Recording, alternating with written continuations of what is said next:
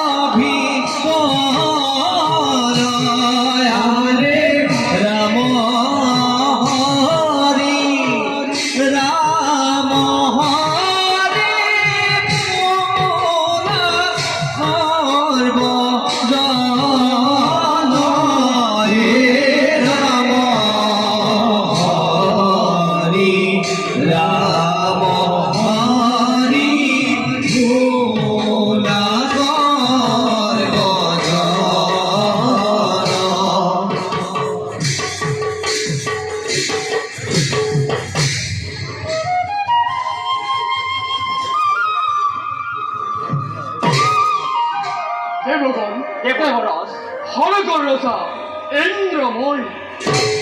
প্রকৃতির সর্বরূপ ফলে মিলিত করে বিধাতার এই অপূর্ব সৃষ্টি অমরাবতীপুর মোরে সাম্রাজ্য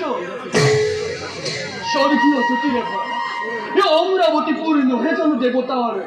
অমূল্য সম্পদ দেবগণ কিন্তু দেবগণ দেবরী কি আহি দীঘল সংবাদ কিছুদিনের পিছতে এই পৃথিবীর মহাপ্রলয়ের হব আরম্ভ পৃথিবী জীব জন্তু তরু তৃণ মনুষ্যকে আদি কৰি একোৱেই জীয়াই সকলো ডুব যাব ধৰাৰ বক্ষত আৰু তেতিয়া যক্ষ ৰক্ষ বিলাকে মূৰ দাঙি উঠিব আৰু দৈত্য দানৱবোৰে আমাৰ স্বৰ্গ ৰাজ্য আক্ৰমণ কৰিব পাৰে তেতিয়া তাৰ উপায়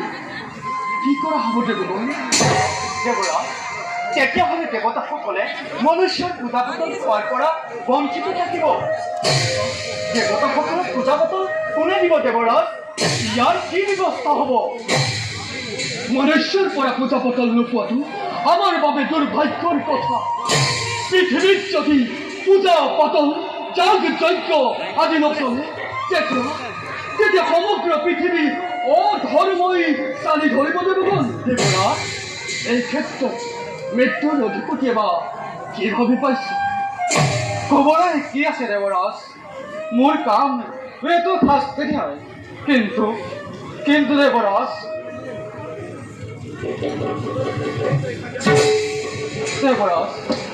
এনে ক্ষেত্ৰত ইয়াৰ উপায় কৰক দেৱৰাজ